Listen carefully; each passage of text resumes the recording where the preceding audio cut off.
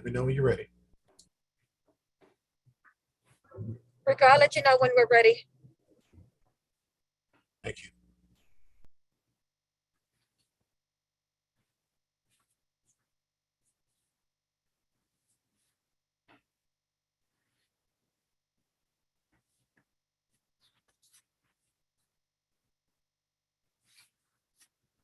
Rico, we should not be live yet. No problem. We're still in practice mode.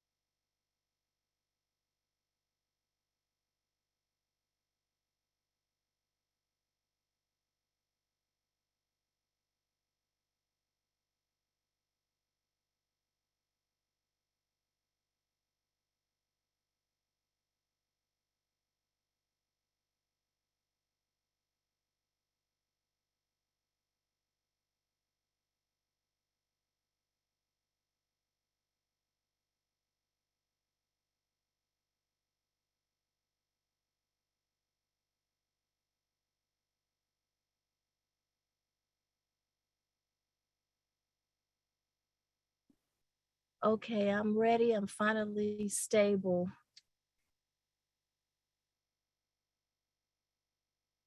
All right, Can Commissioner you guys Woodall, hear go me? ahead. Yes, Commissioner Rico, go ahead and take us live. Can you see me? I just turned on the camera. Yep, we can see you. All right, great.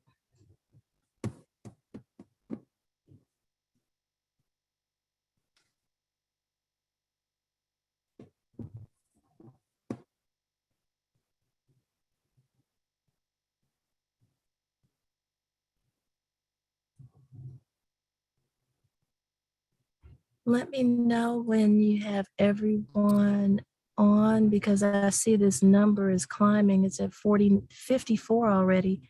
So I don't want to start until we have everyone. It just jumped to 57 people. It's still moving. I'm going to wait a moment until it stabilizes because now it's at, all right. Looks like we have 57 on the Zoom. So I want to go ahead and say welcome everyone and good evening.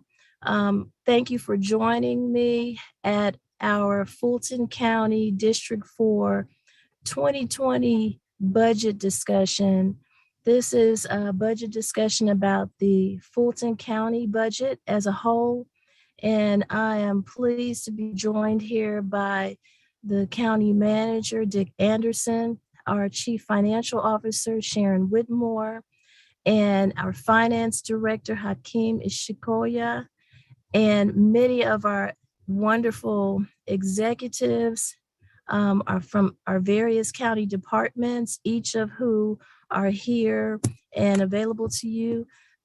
Following me will be our county manager, Dick Anderson, who can formally name all of the department heads that have joined us this evening. Because if I start, I'm going to have great stories and jokes and good stuff to say about them, and I'll take up all the time. So I want to get right to this budget presentation because every county department head and executive on here is so outstanding. I want to allow time for them to be able to present and respond to questions and answers. So welcome everyone to the 2022 budget discussion town hall meeting.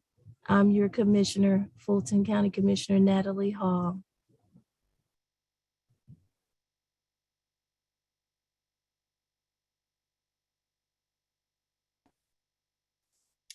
Thank you, Commissioner Hall.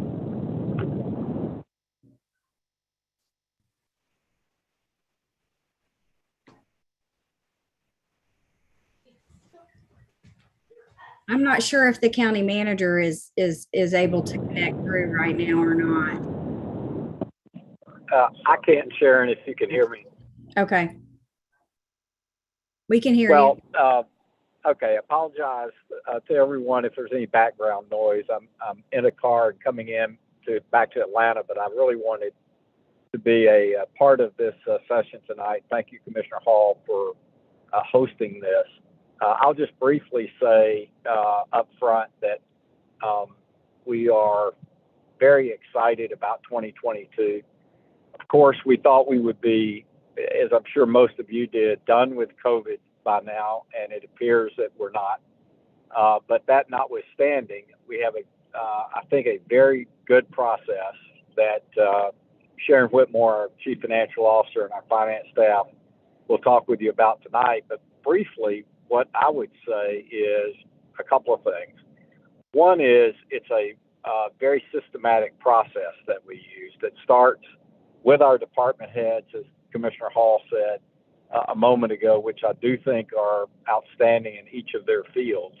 And they attempt to look 12 months into the future, but even beyond, in terms of 2 to 3 things. One, are there costs that we need to program into our budget just to maintain our current service levels to you as citizens? 2, oftentimes we want to expand service. So there may be a particular program that started at one level and now needs to double to try to fill the need. So they'll bring forward proposals to do that. And then in addition to that, of course, they're always looking for something new.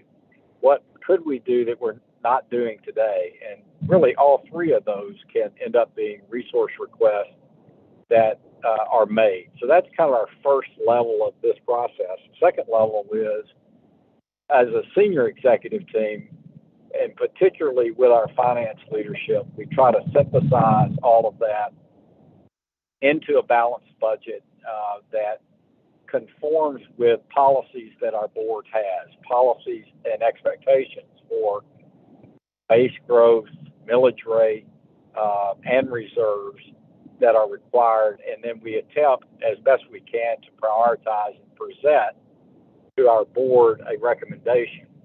But it really is a recommendation, and that's why tonight is so important, because then it's up to our commissioners to both review our recommendations, use their own judgment to adjust, change, modify what we have put forward. And one very important part of that is citizen input.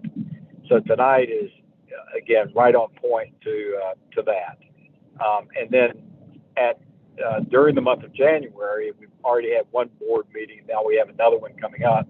Then the board formally adopts this budget for 2022. So again, tonight's important. We very much value your input, and I'll be listening, even if not visually on the screen. So Sharon, I'll turn it over to you. Thank you. Thank you, Mr. Anderson. I'm actually going to go ahead and turn it over to James to walk us through our budget synopsis and short informational presentation.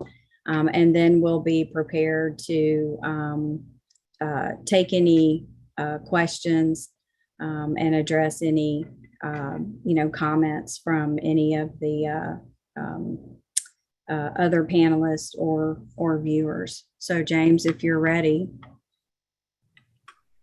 Hi, Sharon, and good evening, Commissioner Hall and all of the members of the public. Equally, like Mr. Anderson, I'm really excited to be able to share with you all of the hard work that every member of our community in Fulton County has been putting together over the last 6-7 months.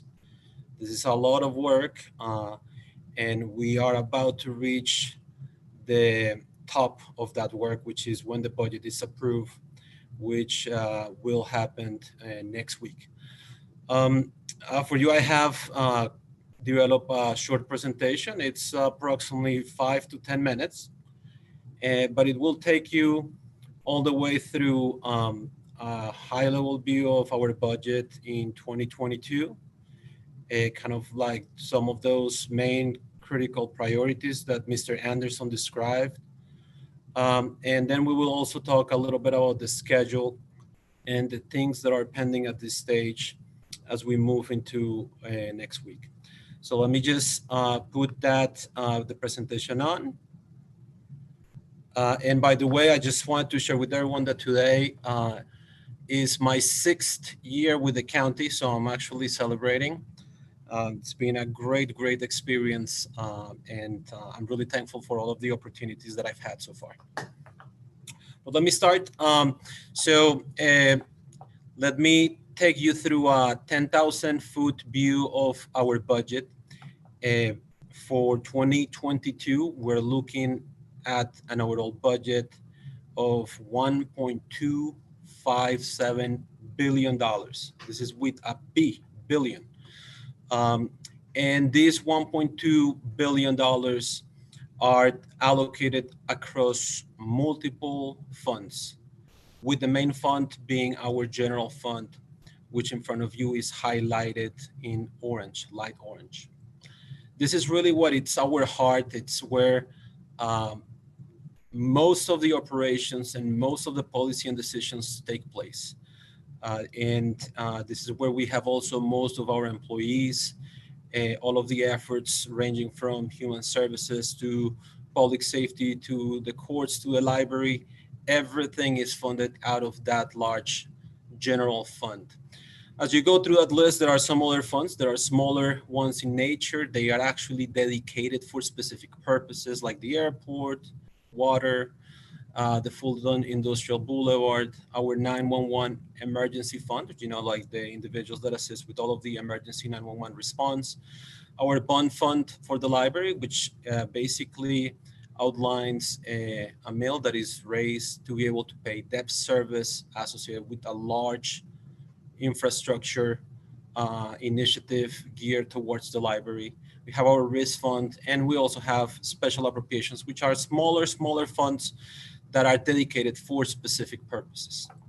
Then one thing to note here is as you go from 2020 to 2022, you will see that our budget has remained around 1.2 billion. It has increased around $50 million from 2021, but it's a significant budget, and it requires a lot of effort from all of the members of the executive team, Mr. Anderson, and the Board of Commissioners to be able to ensure that each of the dollars associated with this are allocated to the proper place and properly accounted for.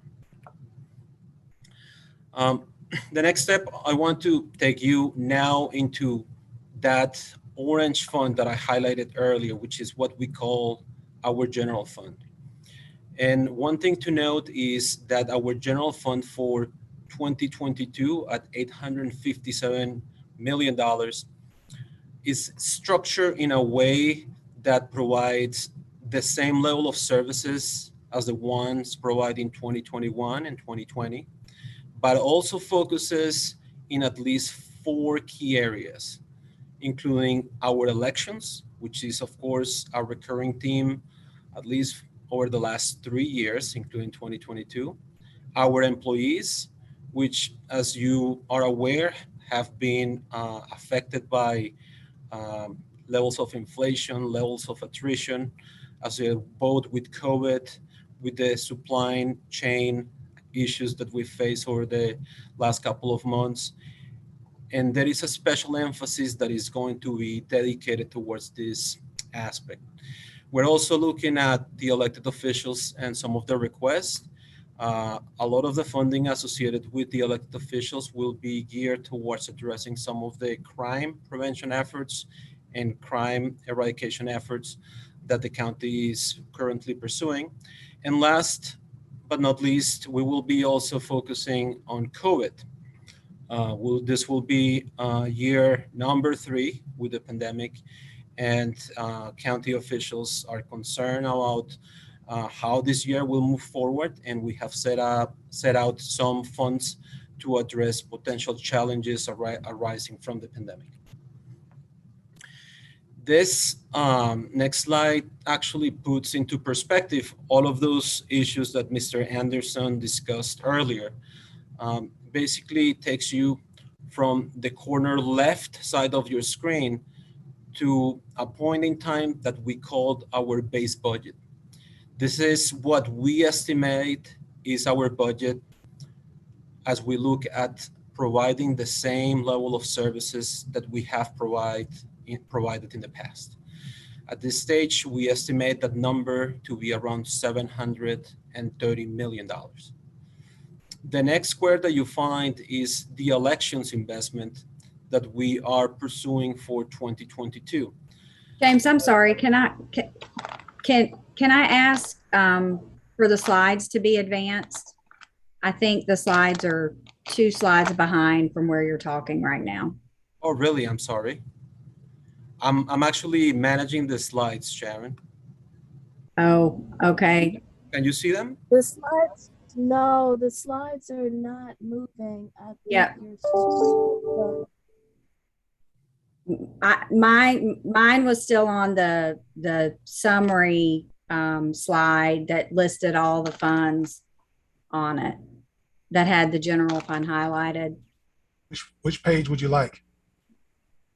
Well, do you want to manage the presentation? I can take it from here. Yeah, because I don't really know where you are. Is everyone having the same issue as Sharon?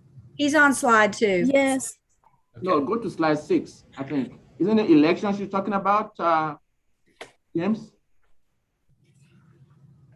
Yeah. Well, we have 67 people on this Zoom, and I don't know how many are on the other link, but I want to make sure that everyone sees all the slides. So I don't want you to just jump from 2 to 6. If you could just progress and go back. Can you see my slides now? Yeah. And now they're Yes. changing. Yes. Okay. So I think let me just go back. So I describe all of the multiple funds that we have. That takes us to the $1.257 billion. The next slide that I described was high-level 10,000-foot structure of our budget, which includes our goal of providing the same level of service as the prior year, but we're focusing on 4 key areas, which include elections, employees, elected officials' requests, and emergency response for COVID. And the next slide that I'm sharing outlines in a graphical form what Mr. Anderson described earlier, which includes our base budget as well for $730 million. The funds that have been allocated to address the midterm elections, which we're setting $33 million towards that effort. We're also looking at $27 million in additional resources that will be allocated towards employees. This will be in the form of cost of living adjustment, as well as changes in the salary structure based on key classifications for the county. We also have an addition of $23 million that will be dedicated towards elected officials, specifically in the justice system, to help fight crime that has been increasing over the last couple of months. We also set $16 million that will be geared towards covering potential needs in the COVID area, specifically associated with some FEMA reimbursements that have been requested and the possibility that some of those may not be reimbursed. And last, we have $28 million that will be dedicated towards multiple efforts. These efforts really include items ranging all throughout the different human services departments, going from senior services to behavioral health, and as well as an appropriated reserve, which can be used by the Board of Commissioners to allocate towards initiatives that they agree during the next meeting. That is, in a nutshell, structurally how our budget looks. $730 million as a base budget, and after we have all of these initiatives included, we're looking at a revised proposed budget of $857 million. This part of the presentation goes a little deeper into each of those squares and provides members of the public with a little bit extra information about what type of initiatives or programs are included in each of those efforts. Just for example, in what we call our base budget, we are making the assumption that we are fully funding all of the positions that have been funded in the past on a recurring basis. We are also looking at the same on the other expenditure areas. So if there were funds that were allocated on a recurring basis in prior years, we are keeping the same level of funding as we provided in the past. We're also ensuring that our pension liabilities are covered. Our debt service is covered as well. And we are ensuring that our contract for medical services, which is one of the biggest contracts we have in the county, is fully funded. Last but not least, the county started an initiative called Infrastructure for All. I think this initiative has been going on for at least 6 years since I've been with the county. And we have set $7.5 million towards that initiative. That is capital resources that will be geared towards preventive capital expenses or dedicated capital projects, which were discussed as part of the FY22 budget process. All in all of these initiatives, all of these assumptions together equate to $730 million, which is what we call our base budget. In our next bucket, as I mentioned earlier, we are setting aside $33 million in additional resources to cover the elections. And part of our aim here is to ensure that we can cover all of the new requirements associated with new state bills. Probably some of you have heard of SB 202. And what our elections team did is, as part of the budget request process, they ensured that all of the needs and requirements associated with this new bill are covered. Part of that, of course, will be reflected in the funding that we're setting aside for the year. And as you know, we will have one primary election. There could be a runoff election associated with that primary. And then we will have a gubernatorial election that will happen in November. And there could be a runoff. And if there is a runoff, that will happen afterwards. But that is the effort that we're looking to when we're pledging this $33 million towards elections, is to ensure that elections run smoothly and that we are meeting those state requirements. Are the slides still following with my speech, or are they staying behind? It is good. It's going good. Thanks, James. Perfect. Great. Moving into the next critical structure or component of our budget is what I referred earlier to our employees.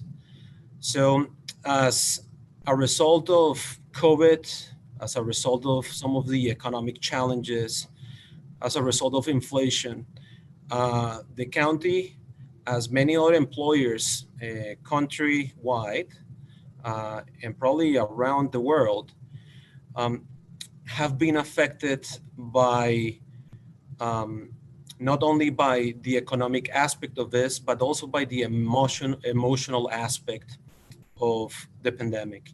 And we've been suffering from turnover and difficulty hiring for key employees and key positions throughout the county. So there is an effort, an initiative that it's being launched by the Board of Commissioners, the county manager, and the executive team to try to not only retain our current employees, but also try to encourage potential employees to join the county. And as part of that initiative, we are setting aside at least 3 programs, including change in the structural pay for employees that have been in the county or have been working for the county for a long time.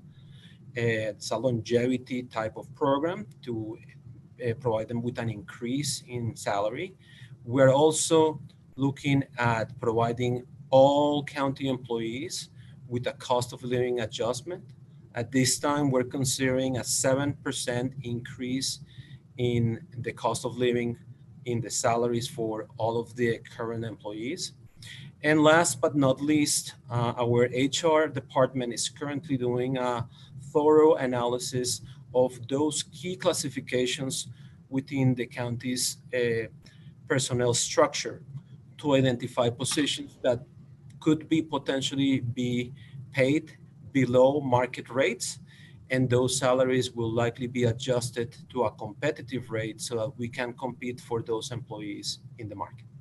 So this is a comprehensive approach to ensure that we can keep one of the most critical aspects and assets of the county at the right level and providing services for you. Moving to the next structural portion of our budget, we have the requests from multiple elected officials. And these requests are in some ways geared, I will say in many ways geared towards addressing high levels of crime and addressing some of our bottlenecks in some of our different processes. Of course, some of those were the result of the COVID pandemic, which, as many of you know, resulted in our court system basically closing for a period of time. And of course, that resulted in backlogs across the entire justice system. So we're setting aside $23 million at this stage This funding will be dedicated for inmate outsourcing at the jail. We will be also expanding staffing levels in a few departments, including the district attorney. And we're also addressing, I know, some other needs across multiple courts and other departments within the justice system. Let me also note here that the investment that is being made in 2022 will supplement approximately $75 million in resources coming from the American Rescue Plan Act that have been dedicated to the entire court system to address existing backlogs in the system. This is an effort that started in late 2021 and that will continue until 2023. So this will be a supplement to our current investment coming from the federal government. Now moving to the COVID emergency. So we will continue to set up some funds within our general fund to address the COVID pandemic. The funds that have been set in the general fund, approximately $16 million. This will be set in order to create a stopgap for a significant amount of expenses that have been routed through the federal government and are being requested for the Federal Emergency Management Agency as reimbursements. So this is a complex process that takes a long time, and the county wants to make sure that we put resources aside in case something happens through our reimbursement process and some of our requests are not accepted. So funding is being set here for that purpose. Also to note, the county has received a significant amount of funds from the federal government as part of the American Rescue Act plan. Those funds are being pledged towards the overall response by the county. And in addition to that, the county is, as I mentioned, leveraging those resources by using FEMA as an alternative source of funds. So we want to make sure the taxpayer get the best for their buck here, and we're looking at multiple sources to be able to finance all of the challenges arising from the pandemic. And last but not least, these other $27 million, if you remember going back to that slide that had like the different squares, the last square in that graph was the other category. And here, the county manager, as part of his proposal, he has included a number of initiatives that we have focused over the past several years, and he would like to continue investing in those initiatives, including behavioral health, including an expansion of our IT structure and platforms. And we're also supplementing our operational resources for facilities. And as I noted, if you recall, approximately $7.5 million have been allotted to this specific group that we hope the Board of Commissioners during the next meeting is able to identify a final target and how to best utilize those resources. One thing to note is it is important for the Board of Commissioners as well to consider some of the pressures associated with COVID and with the elections. There is a little bit of uncertainty, and there is a possibility to reassess these resources as we move throughout the year, and some of these uncertainties can be lowered as we are a little bit more certain of how the landscape looks as we move later during the year. That will or can provide management with better view of how the year will end. But those are resources that are currently part of the budget. As the county manager mentioned, the budget as presented is fully balanced to revenues, expenditures, and the use of fund balance. And of course, the board will have at their discretion the way that these $7.5 million will be dedicated. Now I'm taking a short jump from the general fund into some of those other smaller funds. Those funds include the water fund, the Fulton Industrial, and the airport. I think we're going to continue making some investments in some of these funds as we move into the future. This includes, for example, the Fulton Industrial, where some funds have been allocated to address economic development and blight efforts, and as well as the airport, where we're currently going through the assessment of an envisioning initiative. And we're looking at the expansion and growth of the airport as a hub for businesses in the county. And going into next steps, at this stage, we have gone through all of our required statutory aspects. We've gone through our budget hearings. We've gone through the submission of the budget to the Board of Commissioners. We have also presented the board with additional revised changes based on some of the recommendations from the board.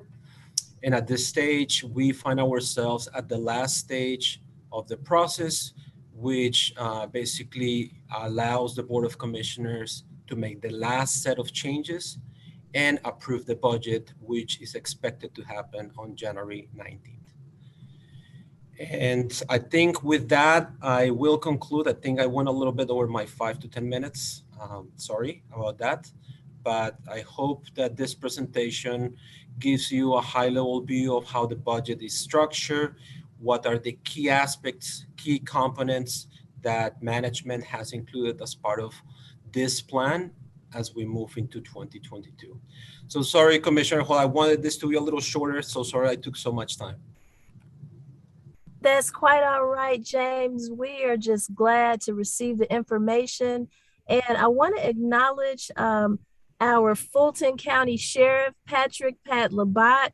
He is on here, and I know everyone is anxious in the community to hear from him about his plans on how he will use the funds from his office to fight crime and make the county safer. Sheriff, welcome. Hey, how are you all? Thank you so much. As I say all the time, certainly Commissioner Hall, thank you for your leadership and each of our department heads.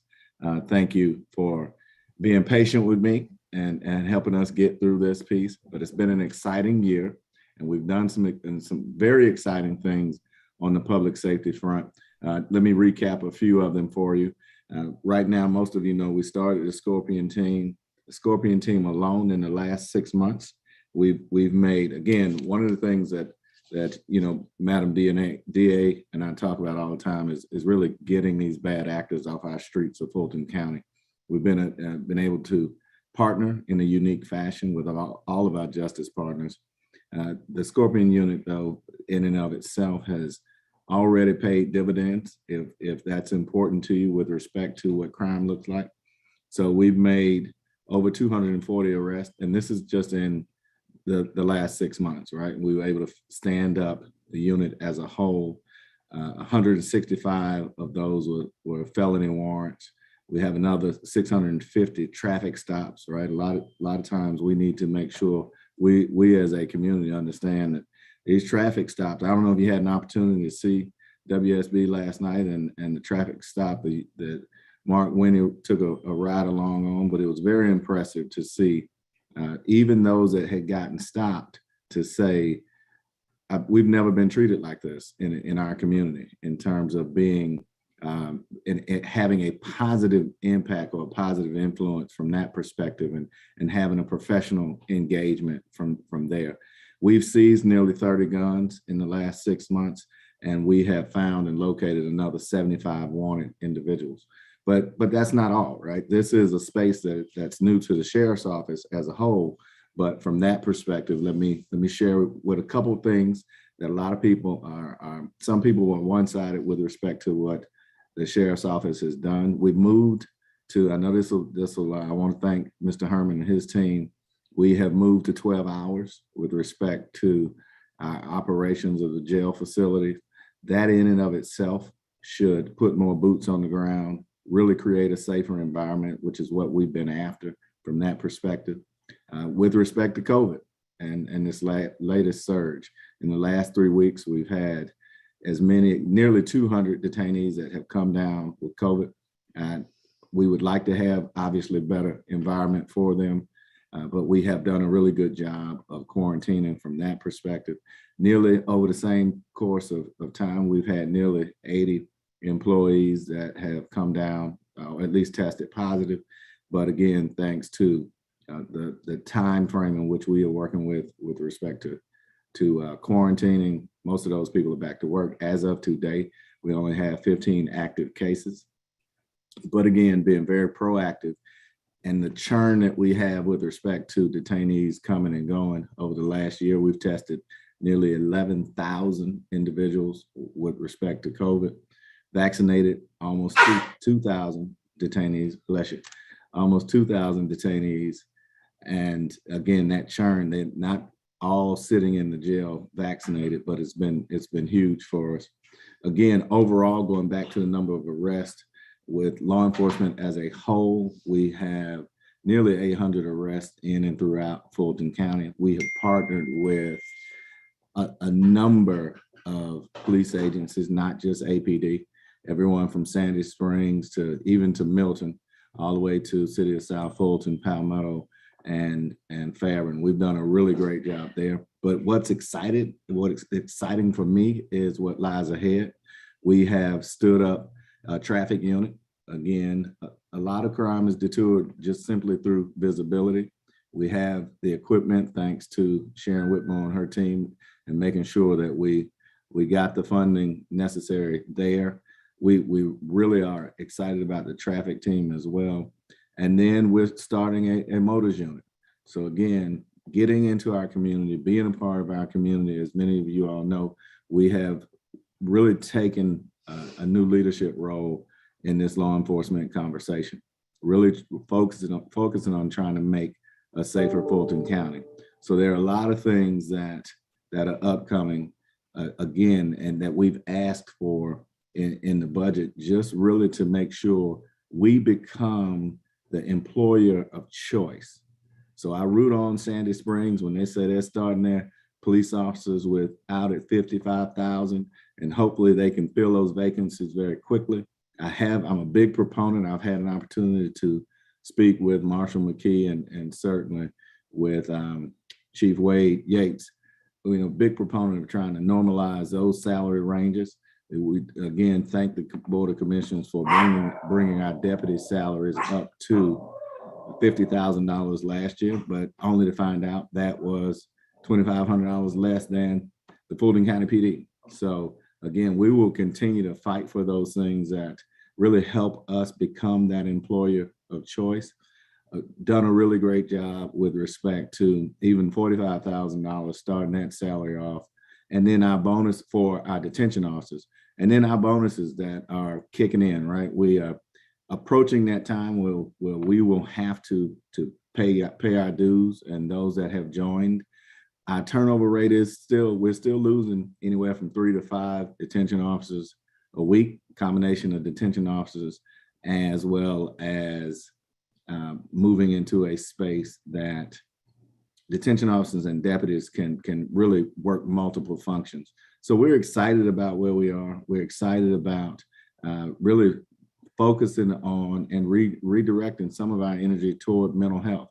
We partner with Emory, we partner with Grady Hospital. We have, the interesting piece, and I'll say this and I will wrap this up. I had my team absolutely pull every individual that was arrested on our books in the county jail to see what we could do. I'm excited about what the PAD program has the potential to exist, just to see if there were some customers there.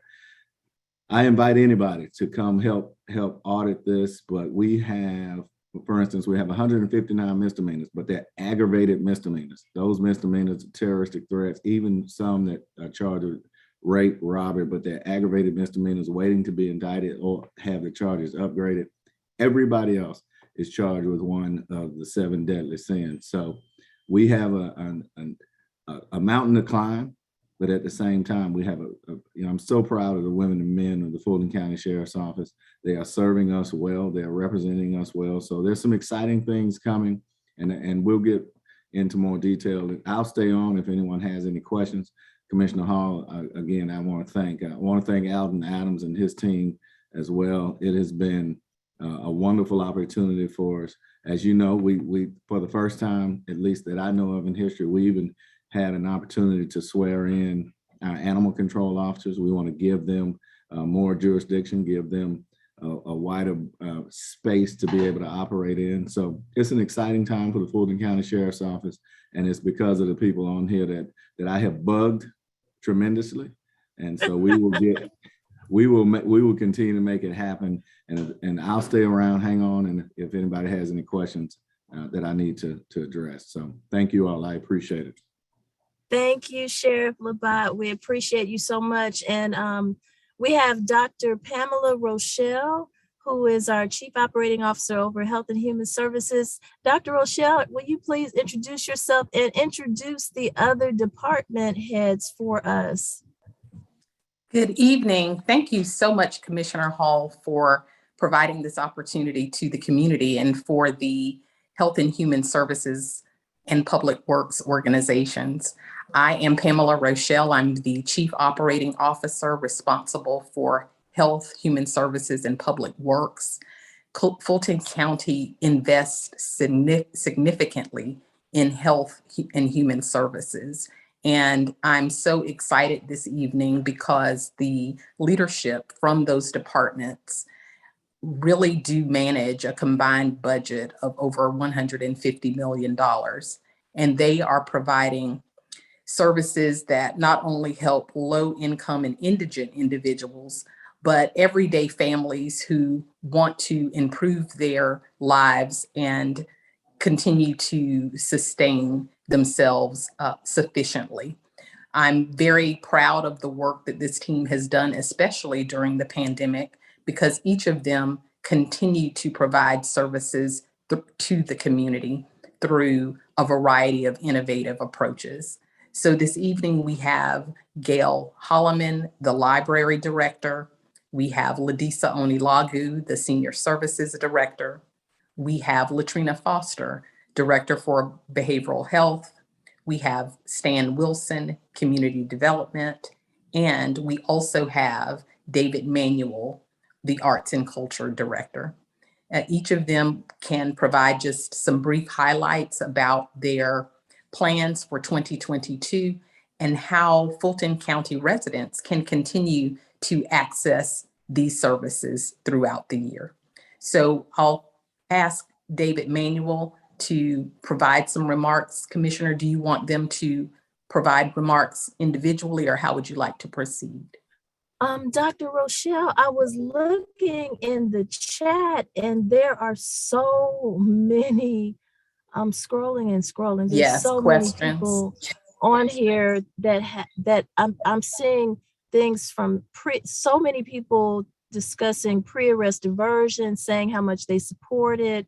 And I'm seeing, oh gosh, the Sadie G. Mays Health and Rehabilitation Center. So that would be senior services, but there are a lot of people on here for pre-arrest diversion. So if we could address that area of what we're doing as it relates to that first, because there's so many people who have chimed in and they want to hear about that. And I just want to say this quickly though. There are a couple people Sure. that said someone said something about the airport.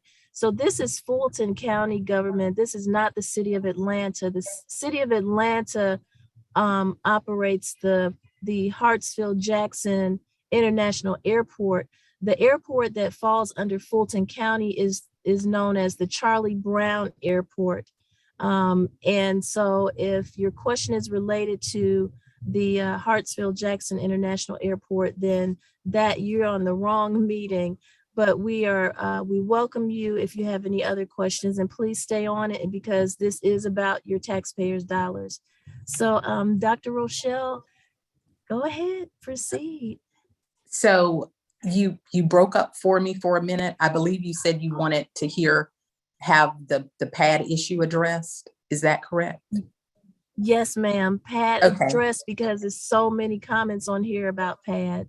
So I Thank unmuted you. myself. Good evening, everyone. Latrina Foster, Director, Behavioral Health and Developmental Disabilities.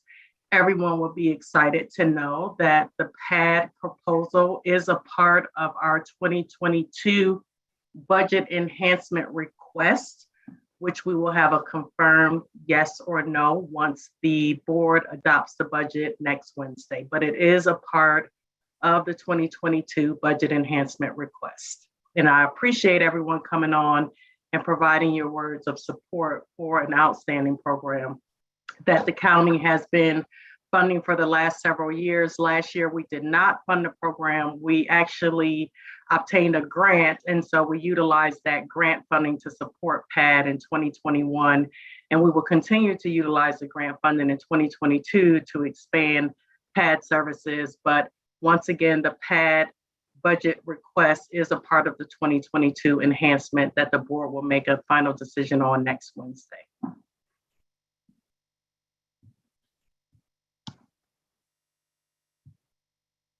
And let me just add to that I saw where there were some requests for under Latrina Foster's Department of Behavioral Health and Developmental Disability.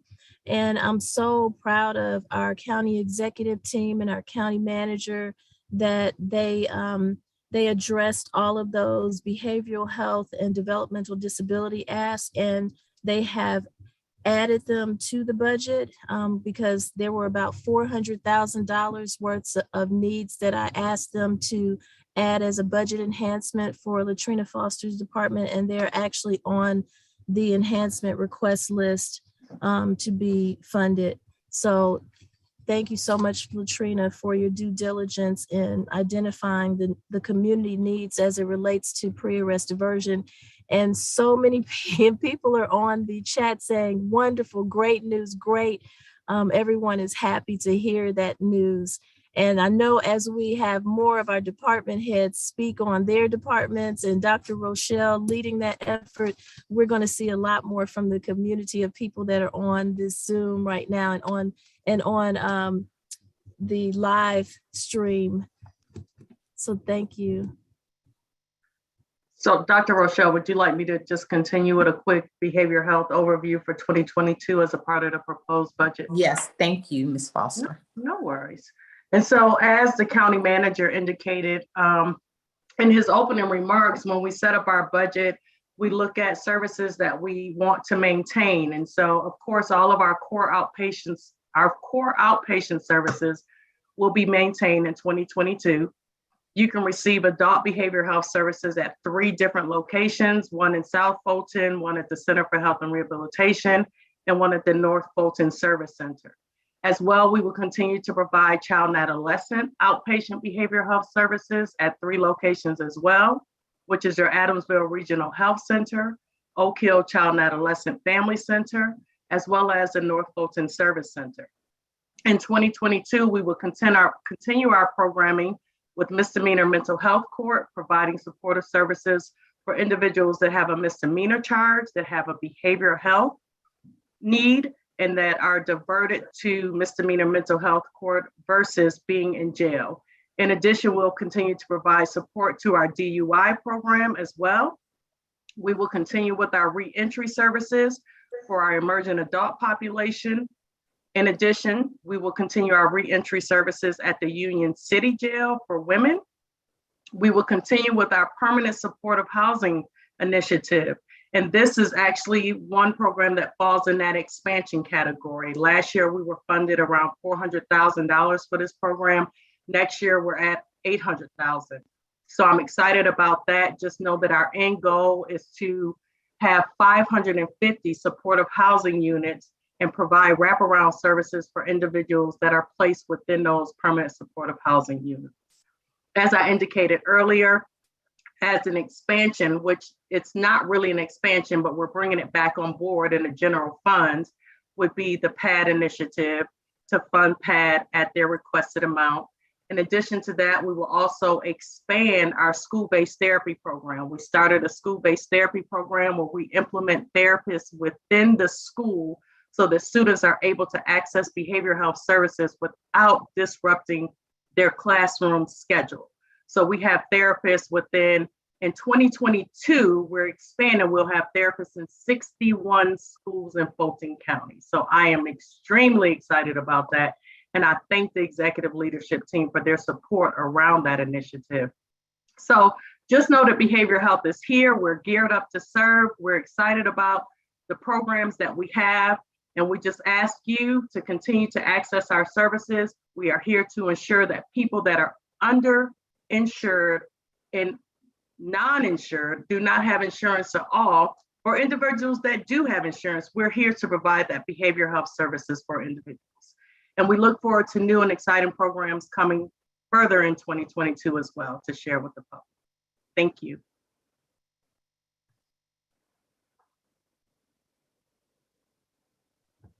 Awesome. Uh-oh, my camera. There we go. Awesome presentation, Latrina. Thank you so much. And I want to make sure we answer some of these questions.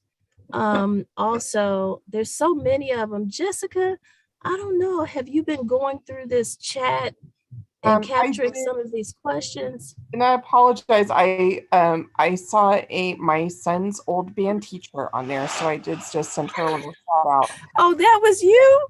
That was me. So apologies. That was a personal message, but I was excited to see her.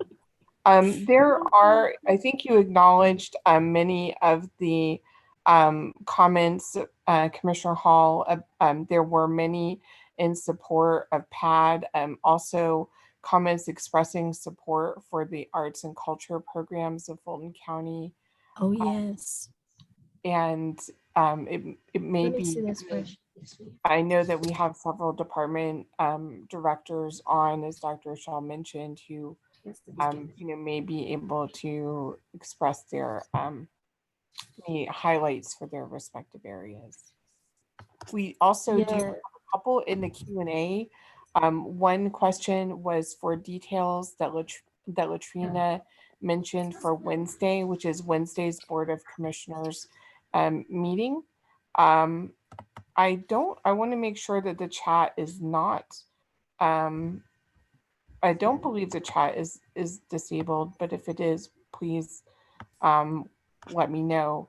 And no, then, the chat is doing well. I see where somebody asked a question about what's the base budget number for elections. They said 33 million is being added to what number for elections?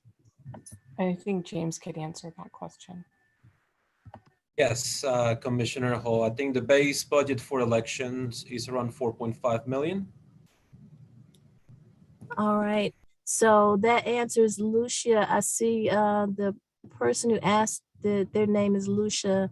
So 4.5 million is the base budget and 33 million is being added to that number, right? Yes, Commissioner, just to add to what James said, and this is Hakeem, what happened is every other year, the base budget or the budget for the registration and elections, goes up. And that is, in those years that we have gubernatorial or senatorial elections, we will add to that base budget so that, we can fund those primary and general elections. And then in the presidential years also, we will also increase that base budget. So, every 2 years, their budget remains the same, and then we have to change it, for those elections that are coming up. Thank you so much. And there was a question about whether or not we're going to share this recording out to everyone. And there is actually, it will be on YouTube on Fulton County's page. Isn't that correct, Jessica? Yes, Commissioner Hall, that is correct. All right. So, and then there was a question about, are there any funds for COVID-19 relief?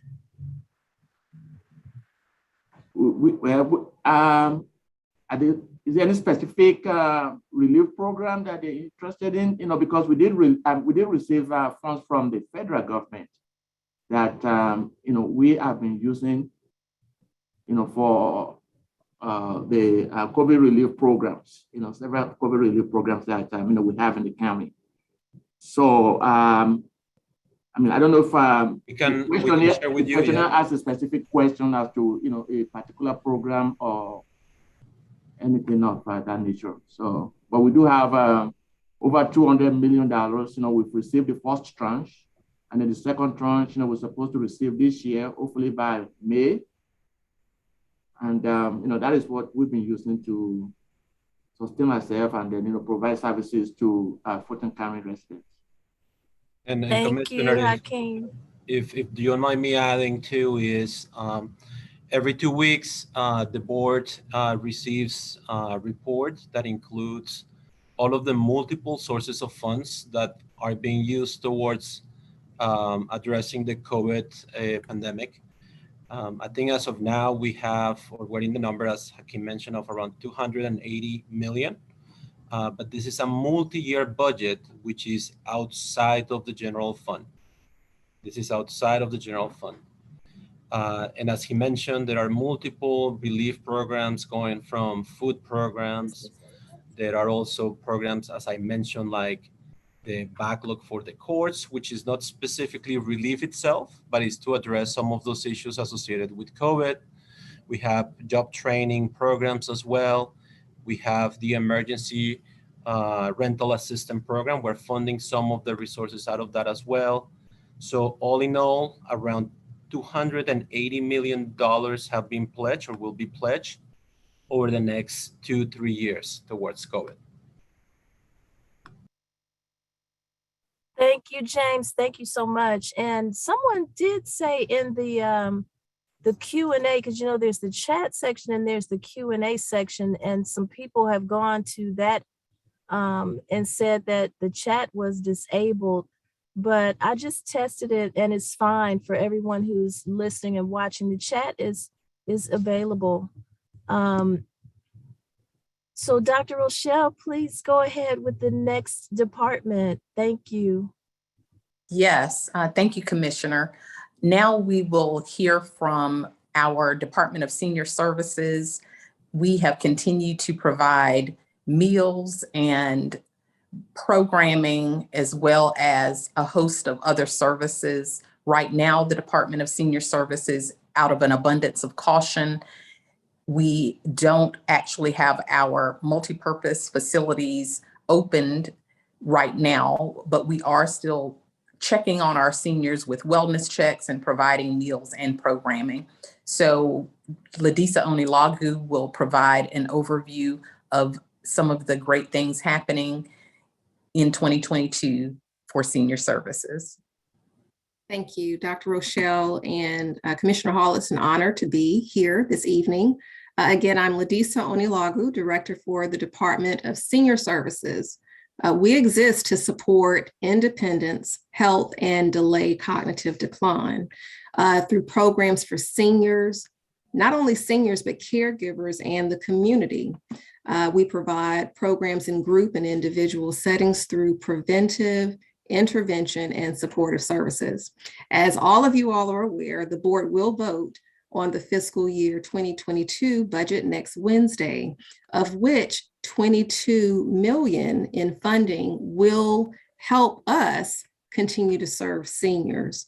The investment is so important, and it conveys an annual commitment from our commissioners to make sure that seniors can engage in their communities and maintain a sense of independence.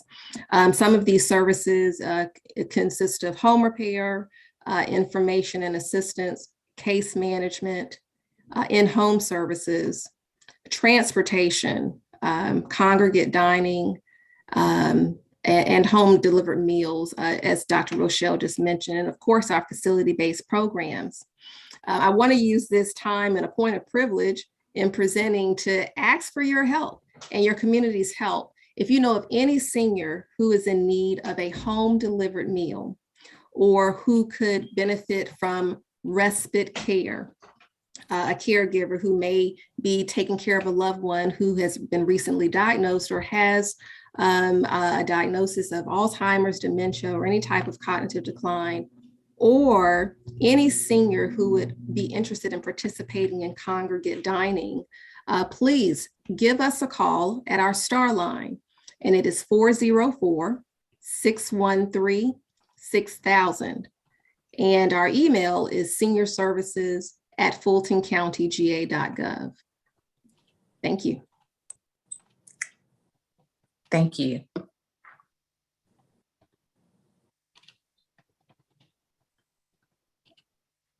All right, next up, Dr. So- Rochelle, you can just Keep going. Okay. Yeah. So Commissioner Hall, you love the arts, and arts and culture have played a significant role in just helping our communities cope with COVID.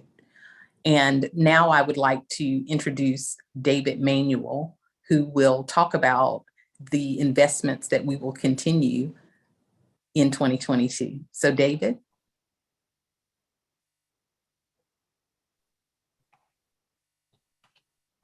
You're muted. You're muted. Okay, can you hear me now? Yes, Yeah. you're clear now.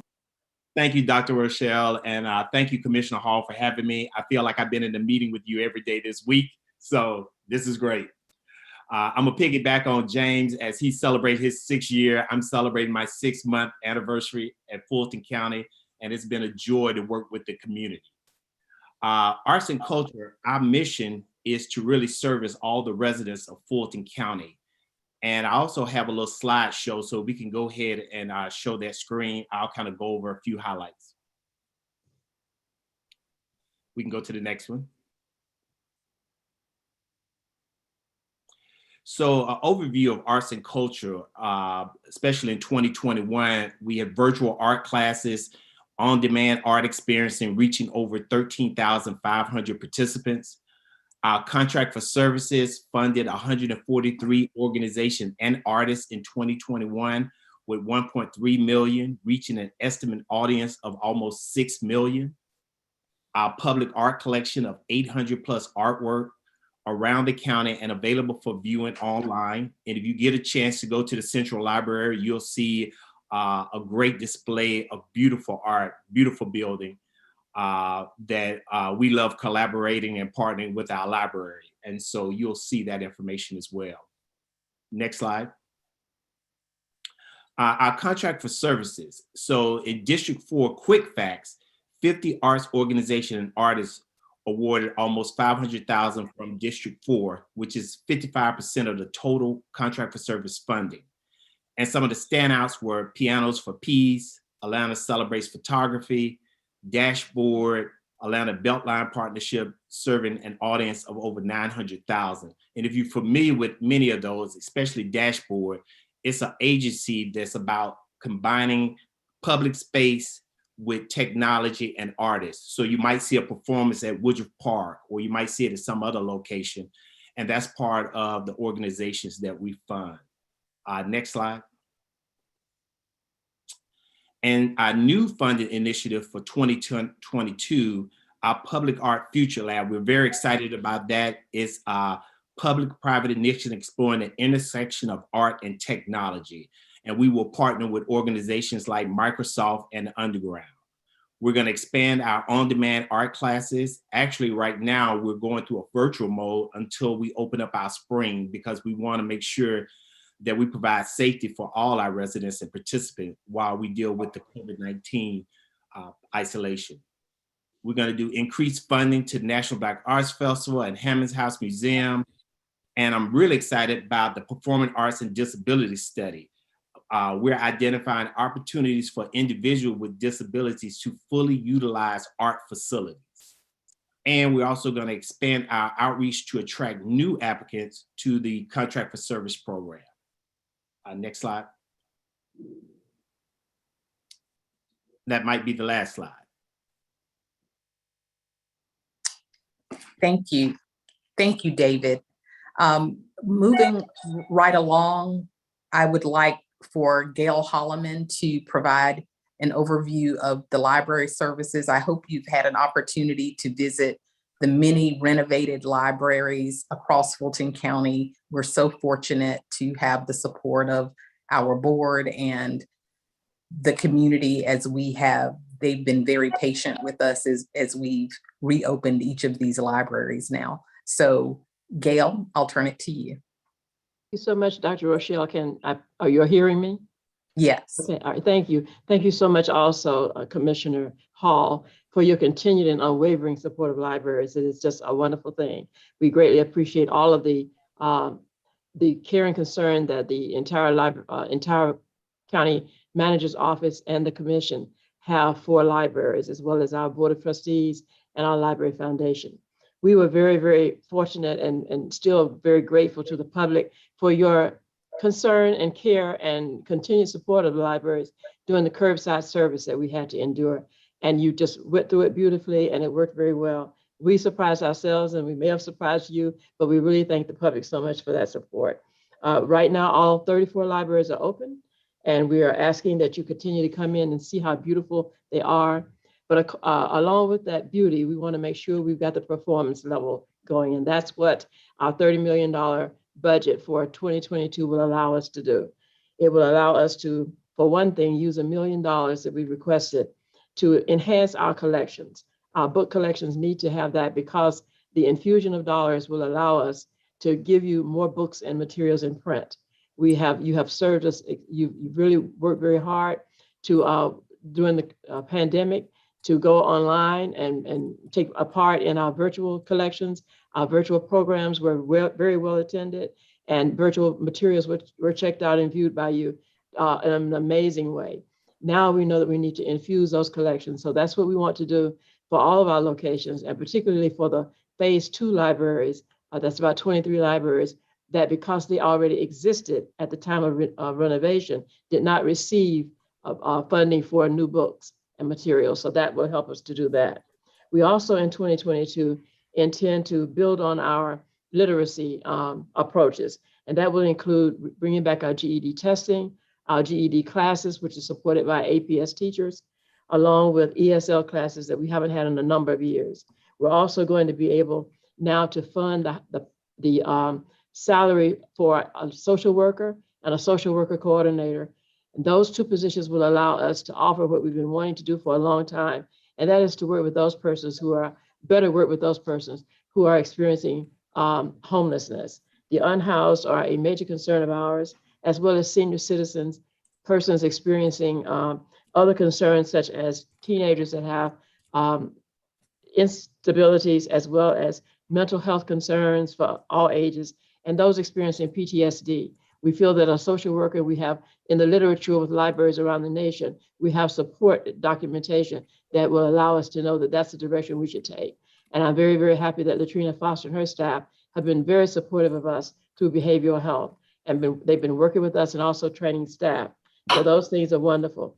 Continue to go, if you will, to fullcodelibrary.org to get more information about all of the things that we're doing, the programs we want to have for all ages. And I think it's going to be a great 2022. And I can't thank you enough for all of your support. Thank you, Gail. Commissioner, we will round out the Health and Human Services updates for 2022. We'll hear from Stan Wilson. He is the Director for Community Development, a department that's really multifaceted.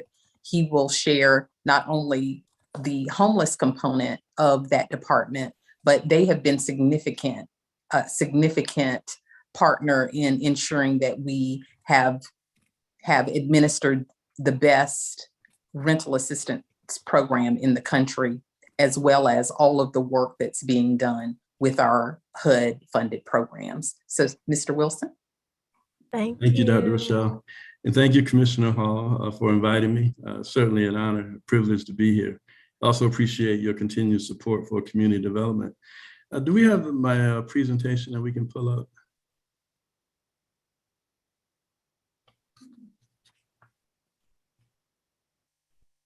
If you do not, I can certainly talk through it.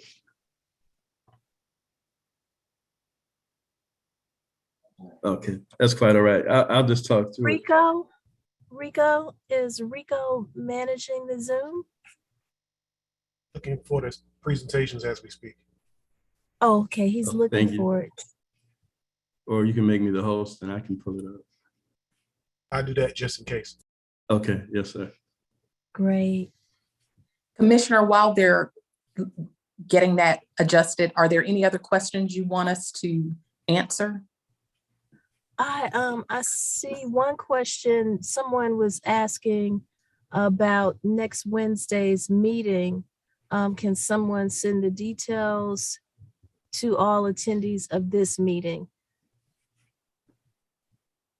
And you can always go to fultoncountyga.gov and there will be a link to the BOC meeting. Fulton County is on Instagram, Facebook, and Twitter, and they post information about the meetings out there as well. Commissioner Hall, just to add something to that, the agenda will be published tomorrow as well. So that is another source of information if the questionnaire wants to check. Thank you. They'll be able to see it on our website from tomorrow. Thank you, Hakeem. That's right. So the agenda will be out tomorrow as well and available on the website at fultoncountyga.gov. Thank you, Hakeem. Commissioner, we're ready to proceed. If you have another question, we can wait for that. I don't see anything else, so go right ahead. Thank you. Great. Thank you. Thank you very much.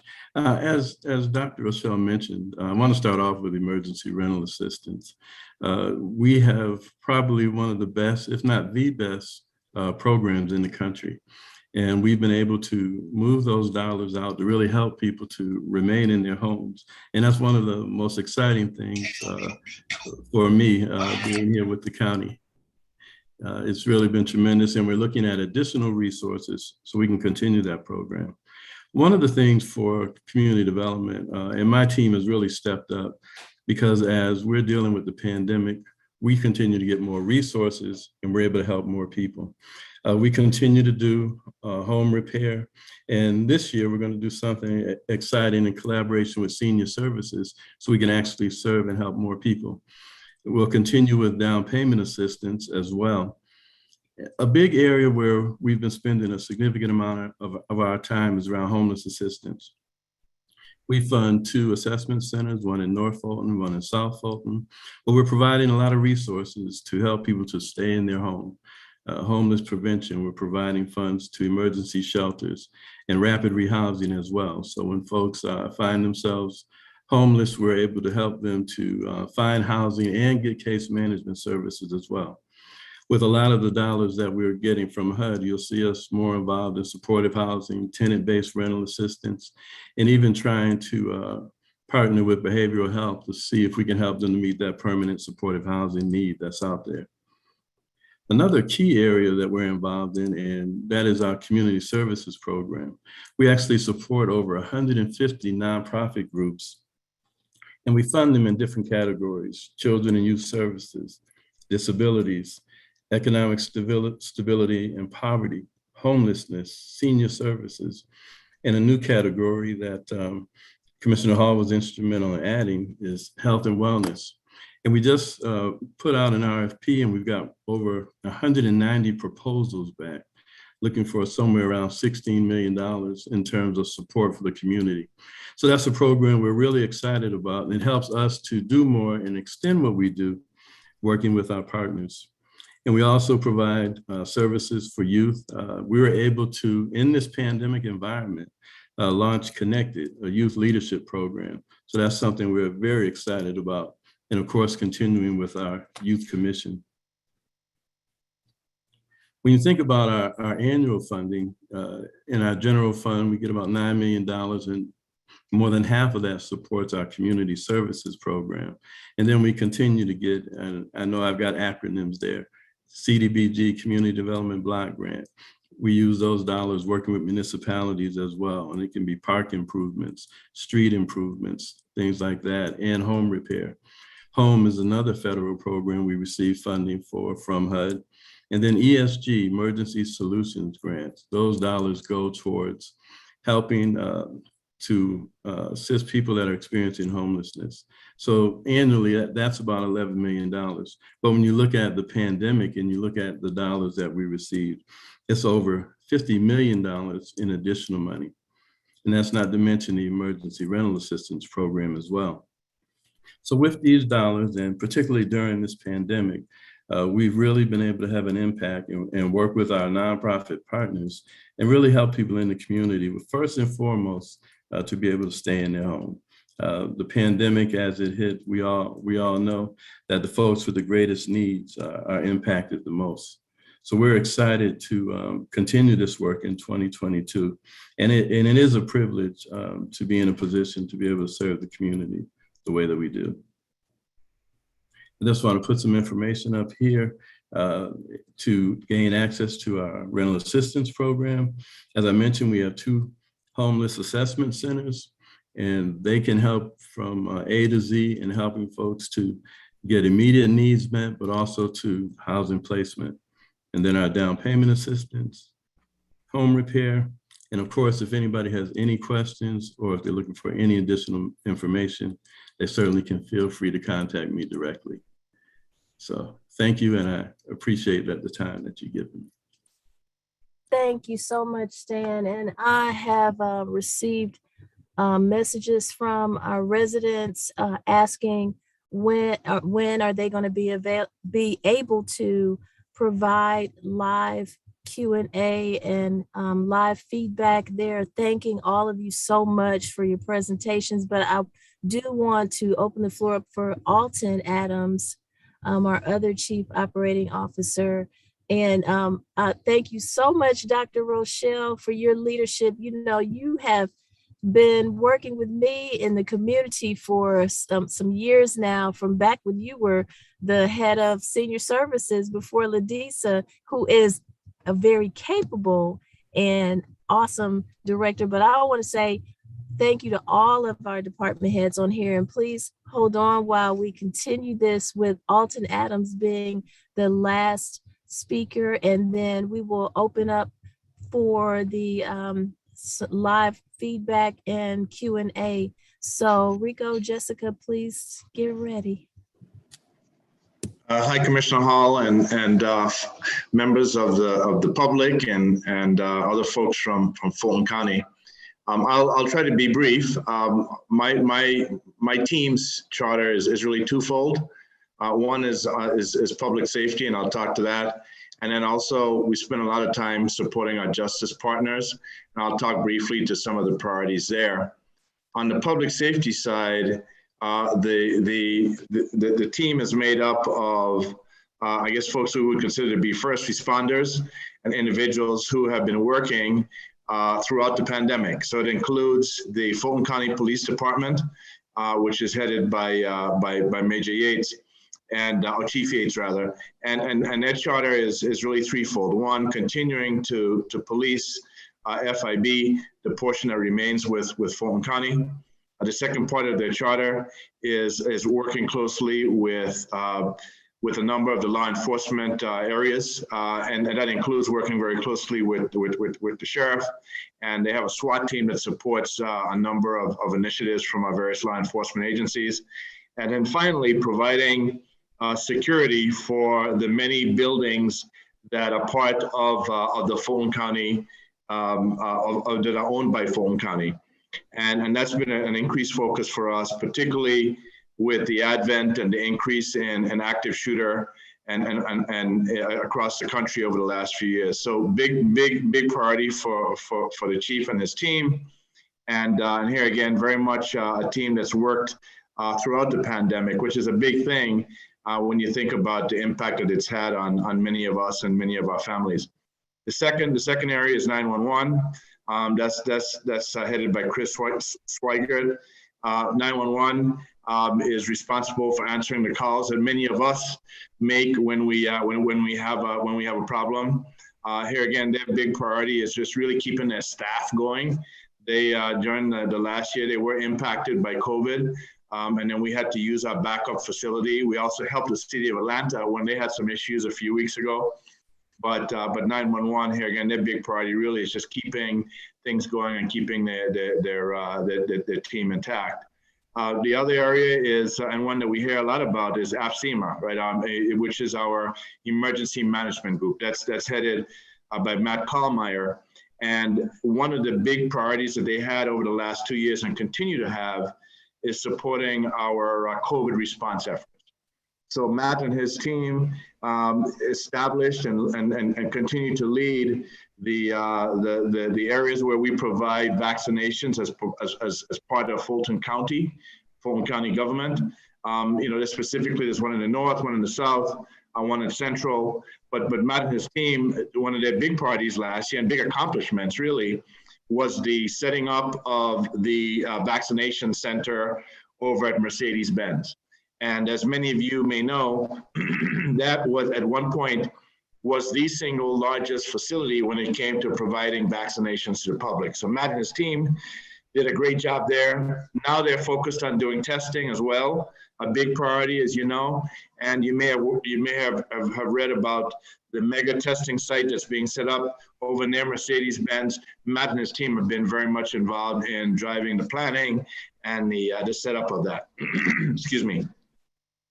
The other area of focus for us is animal services. And you heard from the sheriff in terms of the recent swearing in of the animal services officers. One of the priorities for us this year is the completion of the Fulton County Animal Shelter, which is, as you know, is 40 years old in disrepair, and something that's been a priority for many of our citizens. And then under public safety umbrella, we have our child attorney. Our child attorney group, led by Roberta Cooper, is responsible for providing legal support to kids who are part of a family court or juvenile court hearing. And it's one of those areas that we don't hear a whole lot about, but when you do and you understand what Attorney Cooper and her team do, you realize how critical and how important it is. One of the things that she was sharing with us the other day is one of the unfortunate byproducts of COVID has been an increase in domestic violence, but also an increase in violence with kids. And so her and her team have been working full time through the pandemic, but doing stuff that is so important that we don't really hear a lot about. And it's just really important part of the thing of what we do for our citizens here at Fulton County. Second priority for us on the justice side is really working with the courts, who we support, the court system and the justice system, who we support in a number of ways. And so I work closely with the sheriff and the district attorney, the chief judges of state, superior magistrate, juvenile court, the public defender, the solicitor general, to help and provide support, whether it be budget support, whether it be planning. A big priority last year was continuing to keep the court system going with our virtual capabilities. And in fact, Zoom has said that we weren't the first court system to use Zoom, but we were the first court system to use it as extensively as we've done to in fact support the continuation of activity. The second priority for us, big priority this year, and James mentioned this in his briefing, is basically getting after the backlog of cases that have been caused by the shutdown in the court system over the last 2 years. Shutdown in jury trials primarily and criminal trials. We have a significant backlog. It's something that affects the entire community, and it's something that's has required us to focus resources.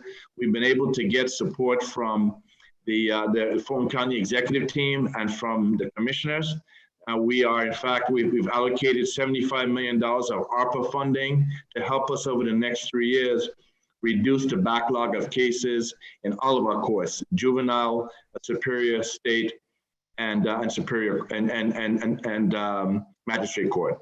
So a big priority for us is really doing catch up and getting the system going so that individuals who in fact have to go through the court system for everything from for felony trials to divorces to evictions, all of those things have been impacted.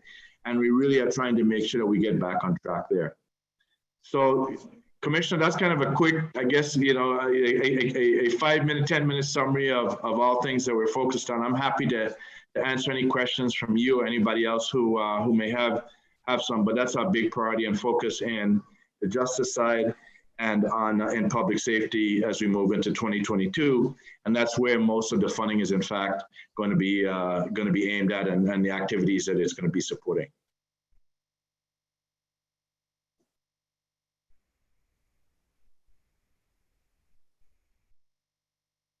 Alton, Thank you so much, Alton. Oh, Jessica, go ahead.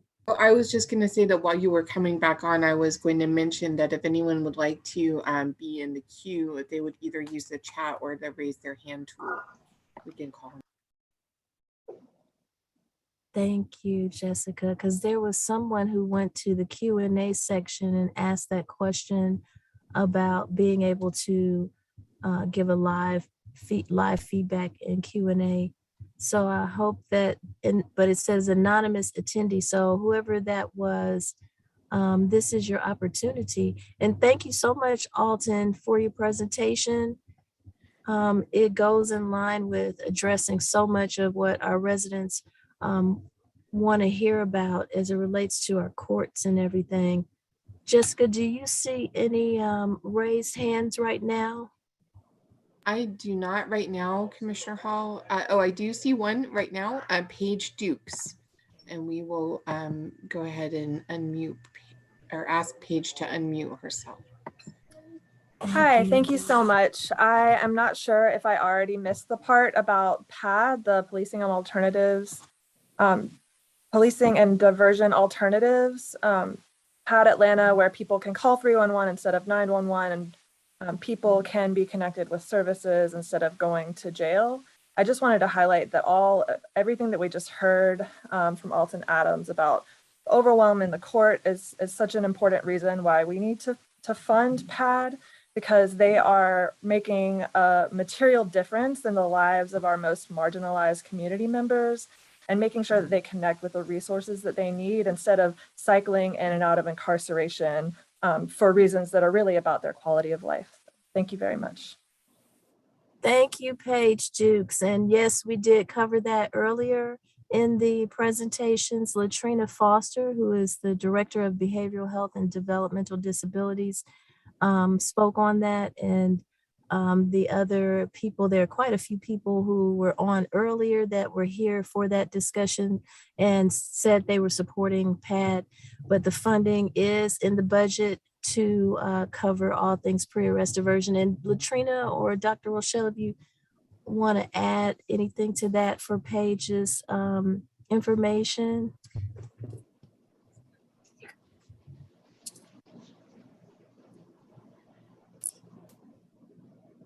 Sorry, I was trying to unmute myself. Thank you, Paige, for your support today. And yes, PAD is a part of the 2022 proposed budget. And as I stated earlier, the board will adopt the 2022 budget on Wednesday, which is next Wednesday during the BOC meeting.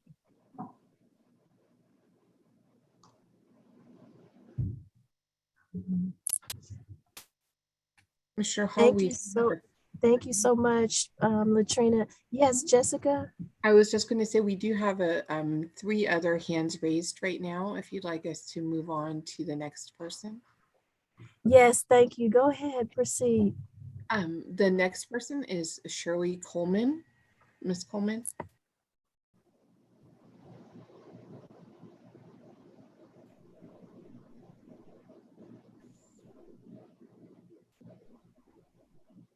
Hi, Shirley, if you could unmute yourself. There you go. Okay. Can you hear me now? Yes. Okay. Thank you so much for allowing me this opportunity to speak. I am with the Sadie G. Mays Health and Rehabilitation Center, and we have been trying to find out about getting a portion of funding from the American Rescue Plan for our facility, because as you can imagine, we have been on the front lines of the COVID-19 pandemic. And it has caused us some loss of revenue, and it's still ongoing. So we wanted to know if we have sent in letters and want to know if we're included in any additional funding on that. So that was my first question.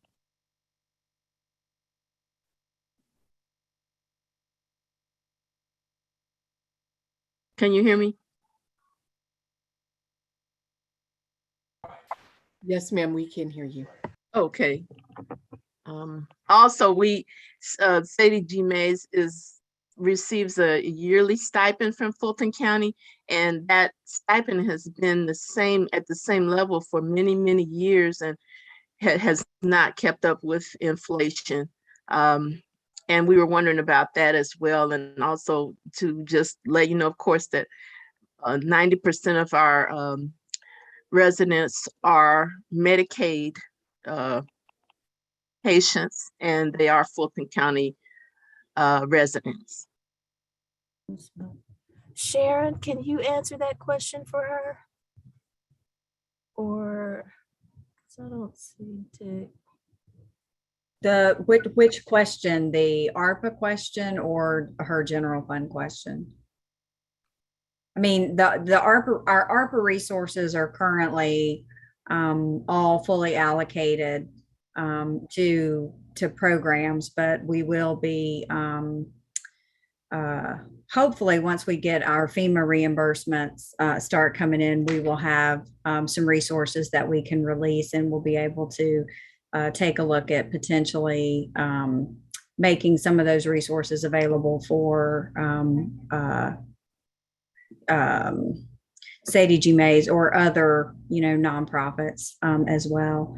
And then in the general fund, to be honest with you, Commissioner Hall, I would have to go back and pull the support agreement that we have with Sadie G. Mays to see how exactly it's structured for the payment, which I'll be happy to do.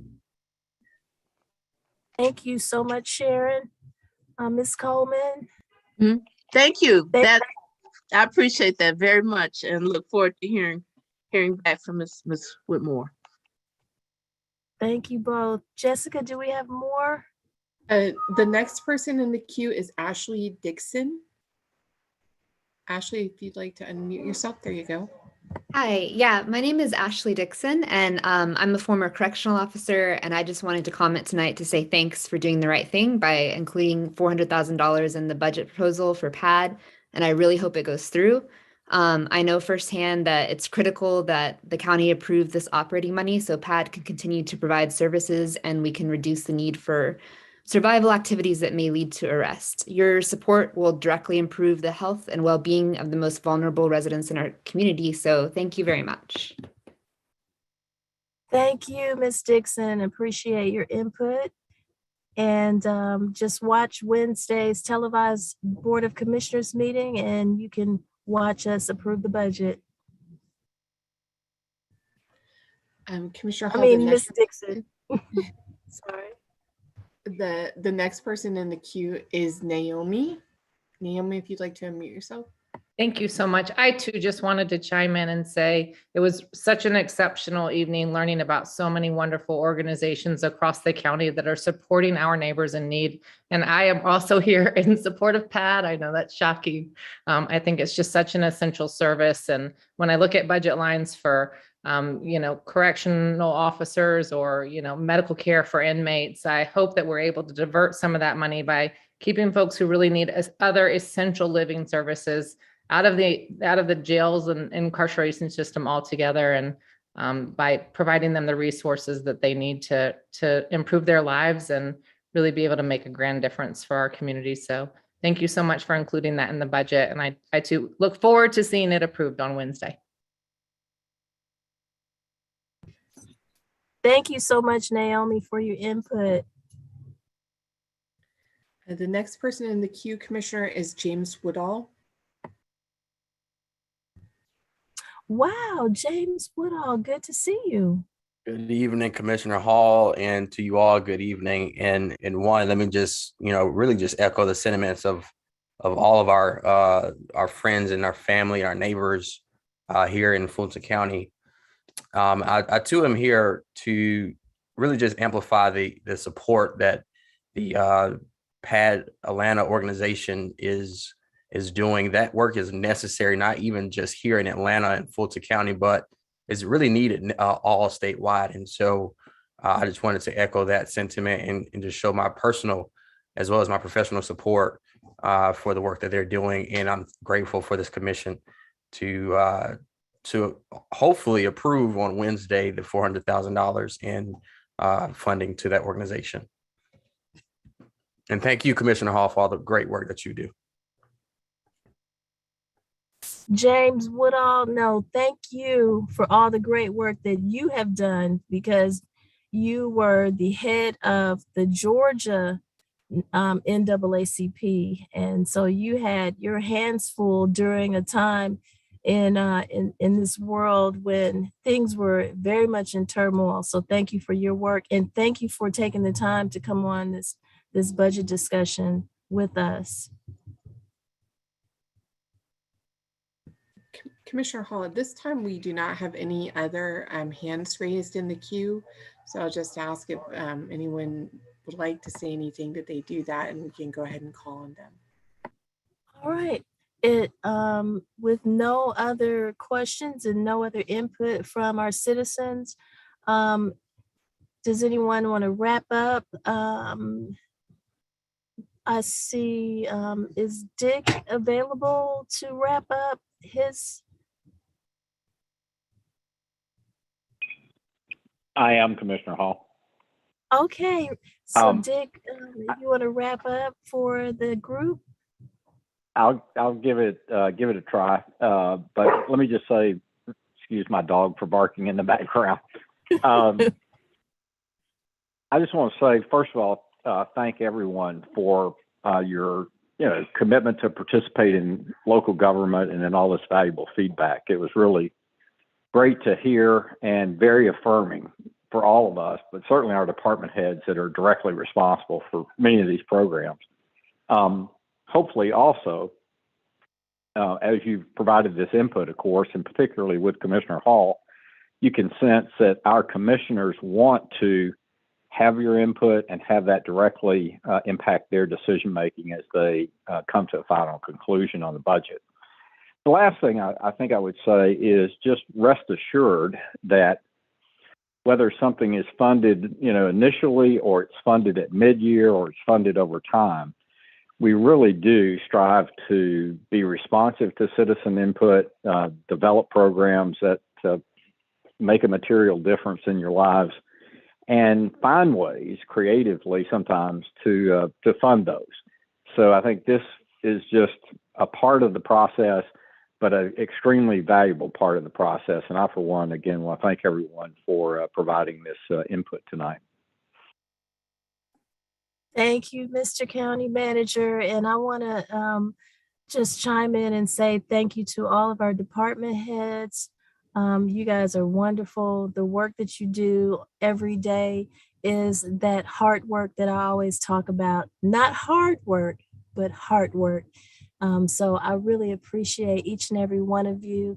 And I know our residents do as well. If you just read some of those chat comments, they were thanking you guys from the beginning of this meeting to the end. And so I just want to close with my appreciation to all of you. All right. So meeting adjourned. Thank you, Commissioner Hall. Thank you. A pleasure. Thank Appreciate you. it. Good night. Thank you. Good night. Good night. Good night. Thank you. Good night. Thank you. Good night.